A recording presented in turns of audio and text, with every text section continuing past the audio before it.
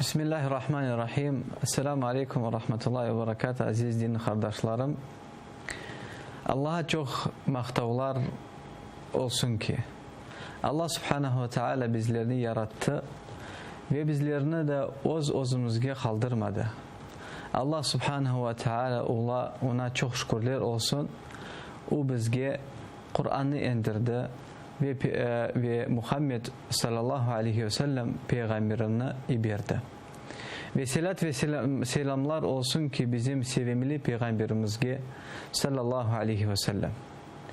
Aziz din kardeşlerim, Allah subhanahu ve teala bizlerge çok nimet görsetti. Ve çok nimetlerini bizlerge iberdi. Ve Allah'ın en kıymetli, en büyük nimetlerdendir o Kur'an-ı Kerim'dir. Allah subhanahu ve teala 14 sure indirdi Kur'an-ı Kerim'de. Ve bu surelerin içinde bir sure vardır.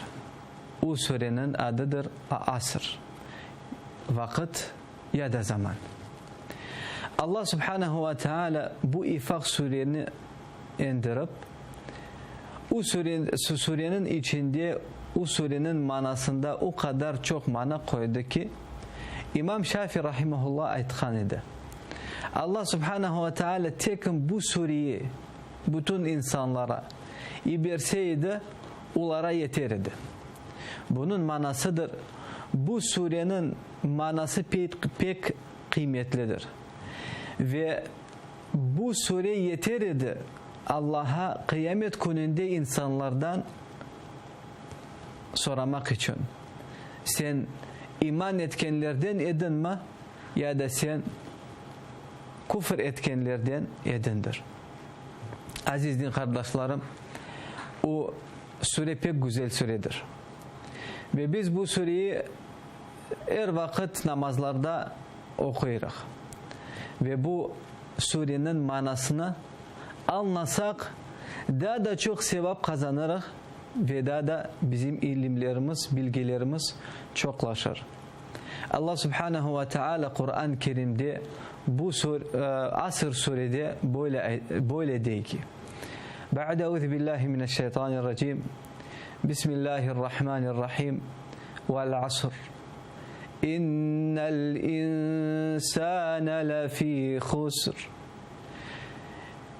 إلا الذين آمنوا وعملوا الصالحات وتواصوا بالحق وتواصوا بالصبر. Allah subhanahu ve teala ant etiyor. Allah Kur'an-ı Kerim'de Asr surede değil. Vel asr. Allah subhanahu ve teala zamanın vakitinin ant etiyor. Ve ant etmek bu ibadettir. Lakin bizge insanlara tekim Allah'ın adının ant etmeye mülkündür. Lakin Allah ne istese, nenin istese ant etiyor. Çünkü bütün şeyler Allah'ın malıdır. Allah'ın halkıdır. Biz bazı Kur'an'da görüyoruz ki Allah subhanahu ve teala güneşinin ant etiyor. Yılının ant etiyor. Köklerinin ant etiyor, yerinin ant etiyor. Bu Allah'ın bütün halkıdır.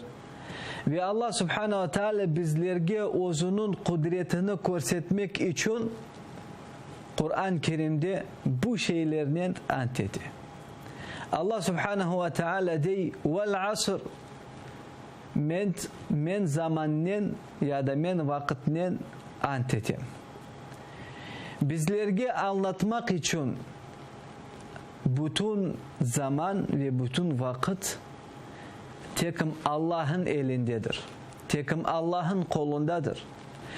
Ey siz insanlar, sizin elinizde zaman ve vakit yoktur aslan. Ey siz insanlar, sizlerge ömür verdim. Siz 30 yıl yaşarsınız, 40 yıl, 50 yıl, belki de 100 yıl yaşarsınız. Lakin bir vakit ve zaman sizin elinizde değildir. Allah Subhanahu ve Teala bizlerge bizim yerimizni ko'rsatmak için böyle büyük şeylerden ant etti. Aziz din kardeşlerim, hakikat ki biz bu ayete baksak bizim elimizde vakit ve zaman değildir. Bana biz mesela için bu programmaya başladık, 5 dakika geçti. Biz bu 5 dakikayı kaytarmak olur mu ya da yok? Elbette ki yok. Çünkü vakit Allah'ın elindedir. Lakin bizlerge tekim bu vakitini muhafaza etmek gerekimiz. Yani Allah vergen vakitini salih ve doğru ve hayırlı şeylerge masraf etmek gerekimiz. Çünkü Peygamberimiz Muhammed sallallahu aleyhi ve sellem hadis şerifte böyle ayette. İnsan kıyamet gününde onun ayağı yerinden çetke alınmaz, yani insan manası insan bir adım etip yap olamaz 4 sualge cevabını vermeyince. Ve bu 4 sualidir. Birincisi, Allah insandan soracak, ben sana vakit verdim, zaman verdim, ömür verdim. Sen bu zamanını ve ömrünü ne şeye masraf ettin? Yaşlılığını ne şeye masraf ettin? Olgan sende boş vakitini neye masraf ettin? Allah Subhanahu Teala bu şeyini insandan soracak. Allah insandan soracak, ben sana sağlık verdim. Sen bu sağlığı neye masraf ettin? Yani bu sende olgan, sen yaş olganda, sende sağlık olganda, sen bu vakitini Allah'a ibadet etmek, itaat etmek masraf ettin mi? Ya da insanlara yaxşılık yapmağa bu özünün sağlığını masraf ettin mi? Ya da özüne zarar getirdin. Sigaret çekip, şarap içip, narkotik içip, bu şeylerini sen insan alsa, içse, çekse insan özünü öldürür. Ve Allah Subhanahu Teala insandan soracak, ben sana sağlık verdim, sen neye ona masraf edeceksin? Ettin soracak deyip Allah. Allah Subhanahu Teala insandan soracak, ben sana para kazanmak imkaniyet verdim. Allah insandan soracak, nasıl insan paralarını kazandı ve neye o paralarını masraf etti? Bazı bir insanların tekim malı aramla kazanılan paralarını insan toplay ve ciyay ve bu paralara insan yaşay bu paralarını.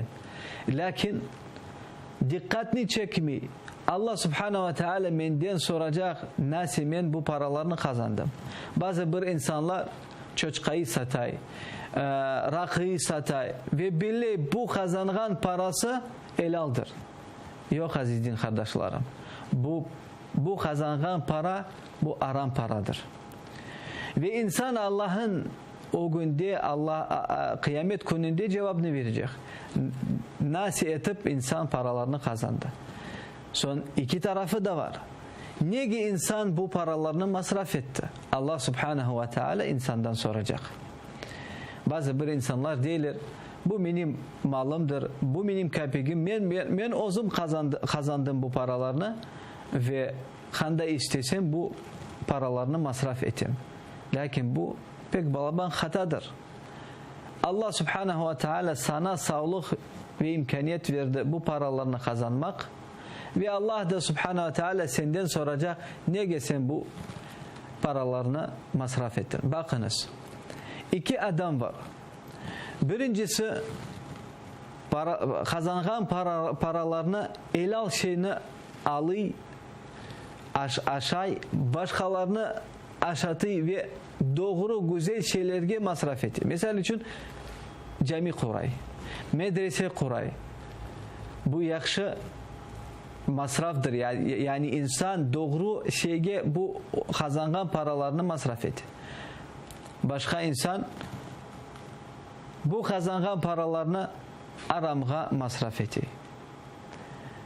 İkisi de olgan parayı masraf ettiler.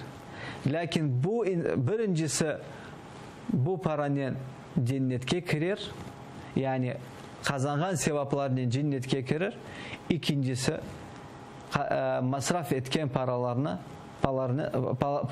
paralarının cehennemge kirer. Onun için hepimiz Allah'ın o günde, Allah'ın kıyamet gününde cevabını vereceğiz. Onun için Allah Subhanahu ve Teala de vel asr innel insane lefi husr. Allah de innel insane lefi husr. Her bir insan hasirdir. Hasirin manasıdır kim bütün şeyini coydu ve kim baht yaşamayı. İnsan parayı coysa, malını coysa ona hasir değildir. Yani bütün şeyini coygan insan, paralarını coygan insan ona hasir diye Allah Subhanahu Teala. Ve Allah de her bir insan bu dünyada hasirdir. Yani her bir insan bu dünyayı ve ahiretini coyar.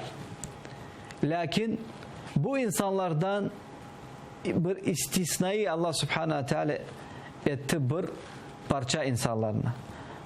Allah Subhanahu Teala de illellezine amanu ve amilu salihat.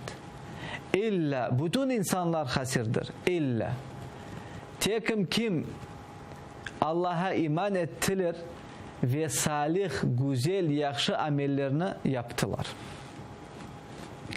Bu ayette Allah Subhanahu Teala bizlerge korseti hakiki bu dünya ne için yaratıldı?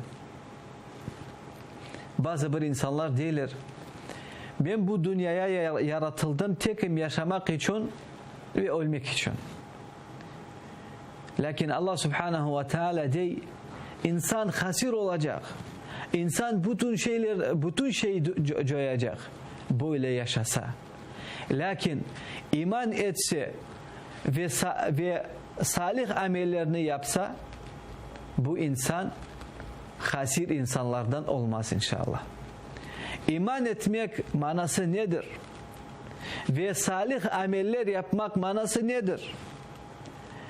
Çok insanlar deyirler ben Müslümanım.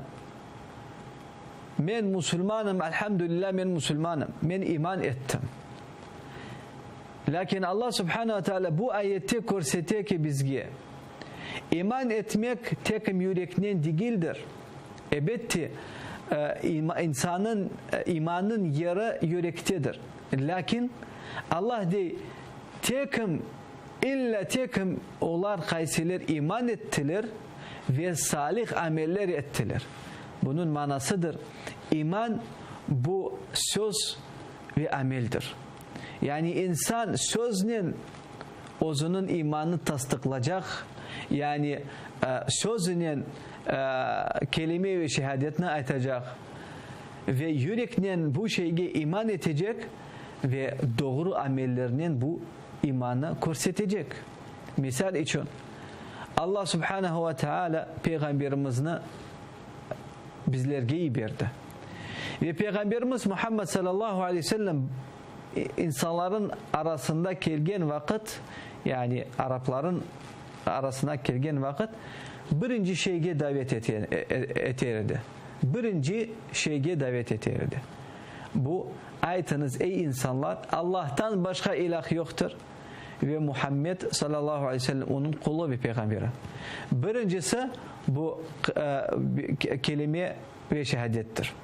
İnsan kelime şehadetini aytkan son Müslüman ola. Lakin sözünden bu şey yetmiyor. Peygamberimiz Muhammed sallallahu aleyhi ve sellem insan İslam dinini sözünden kabul etken son Peygamberimiz namaz kılmağa ve namazını yapmağa öğretirdi. Çünkü bakınız aziz din kardeşlerim, Peygamberimiz Muhammed sallallahu aleyhi ve sellem Allah subhanahu ve teala onu peygamber olarak bizlerge verdi. Lakin peygamberimiz o da namaz kılar idi. Allah subhanahu teala onun bütün günahlarını bağışladı. Allah subhanahu teala onu cennet ehlilerden yaptı. Ve ona bu şeyini haber etti. Lakin peygamberimiz demedi, Allah'a şükür ben cennetke girerim. Allah'a şükür ben cehennemge düşmem. Namazlarını kılmayacağım. O razayı tutmayacağım. Kur'an'ı okumayacağım. Böyle aytmadı peygamberimiz. Peygamberimiz daha çok namazlarını kılar idi. Öyle çok namazlar kılar idi. Onun apayı Ayşe radıyallahu anh aytkan idi. Ey peygamberim, Allah subhanahu teala sana olgan ve gelecek günahlarını, bütün günahlarını bağışladı. Niçin sen öyle ozunu kıynaysın? Peygamberimiz onun cevabı öyle idi. O dedi, ey Ayşe, lakin ben şükür etken kullardan olmayayım mı? Yani ben Allah'a şükür etken kullardan olmaya isterim. Onun için iman ve aslında İslam bu tekim sözden değildir. İman, Müslüman olmak, bu insan özünün sözünen, yüreğinin ve doğru amellerinin gösterecek imanını. Gösterecek kimi? Bazı bir insanlar de bütün insanlara göstermek için yok. Birinciden insan Allah'a gösteriyor. Son özüne, son başka insanlara bir tasdik olarak, Müslüman olarak özünü gösteriyor. Onun için Allah subhanahu wa ta'ala de İllellezine amenu ve amilu salihat. Yani bütün insanlar hasir olacaklar. İlla tekim kim iman etti ve güzel ve doğru amellerini yaptı. Güzel ve doğru ameller birinciden bu namazdır. Orazadır, zekattır, haçtır. Bu en mühim doğru ve salih amellerdir. Sonra Allah subhanahu wa ta'ala daha da böyle de ya da bu şeylerge daha da koşar. Allah diye ve tevasav bil hakki ve tevasav bil sabır. Bu insanlar kimler hakkını anladılar. Yani doğru yolunu bildiler. Doğru yol nedir? İman etmek ve salih ameller yapmak. Ve Allah subhanahu teala diyor ve tevasav bil hakki. Ve bu insanlar birbirine vasiyet edilir. Yani birbirini davet edilir. Allah'ın hakkınadır. Bunun manasıdır. İnsan İslam dinini doğru olganını bilgen son insan bu dini özüne kapatmay. İnsan başka insanlara davet eti. Misal için çoksu bizim halkımızda ben Müslüman değil, lakin Kur'an-ı Kerim'ini okumayı bilmiyor. Ya da ben Müslüman değil, lakin cuma namaza varmay. Ya da namazlarını kılmay. Ve bu insanlara insan davet etken vakit bu insan çok sevap kazanır. Ey kardeşim, yürü Allah'a namaz yapayık. Ey ağam ya da ey kardeşim, yürü Kur'an-ı Kerim'ini okuyuk. Çok sevap kazanırız ve Allah'a itaat ederek. Bu insanlar Allah'tan çok sevap kazanırlar. Çünkü Allah subhanahu wa ta'ala diyor ve tevasav bil hakki. Onlar birbirini davet ettiler, birbirine vasiyet kaldırdılar ve vasiyet ediler hakkını gösterip, yani hakkına Allah'ın doğru yoluna davet edilir. Ve hepimiz bilemiz ki bu yol iman yolu ve davet yolu kıyın yoldur. Sabır etmeye Allah subhanahu teala bizlerden talep etti.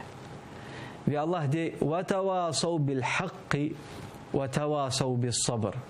Bu insanlar birbirine tavsiye edilir hakkını, yani Allah'ın doğru yolunu doğru yolga birbirine davet edilir. Ve sabır etmek birbirini davet edilir. Yani bu Müslümanlardır. Bu hakiki İslam ve bu hakiki Müslümancılıktır. İnsan iman eti. Lakin tekim imanı yürekte olganın insan toymay. Yani insan bu şeye toktamay. İnsan daha da tırışa. Yani iman etken son, kelime-i şehadetine aytkan son, yürekten imanına, İslam hak dinine olganını kabul etken son, doğru amellerini yapar. Son, ozu doğru yolga turgan son, başkalarına davet eti. Bizim halkımızda çok işitmeye mülkün insan değil. Bakınız, bu insan dün şarap içeydi. Bu kız dün orospuluk yapardı. Şimdi bizge gelip dinimizni öğretti. Bu sözler doğru mu ya da doğru değildir? Elbette bu ayetke baksak bu sözler doğru değildir. Çünkü Allah Subhanahu ve Teala değil. Birinci insan başkalarını öğretmek okte, yani birinciden özüne başlamak gerek. Yani iman etmek ve salih amellerini yapmak. Sonra insan bu doğru yola özü turgan vakitten son başkalarını bir davet etmeye gerek.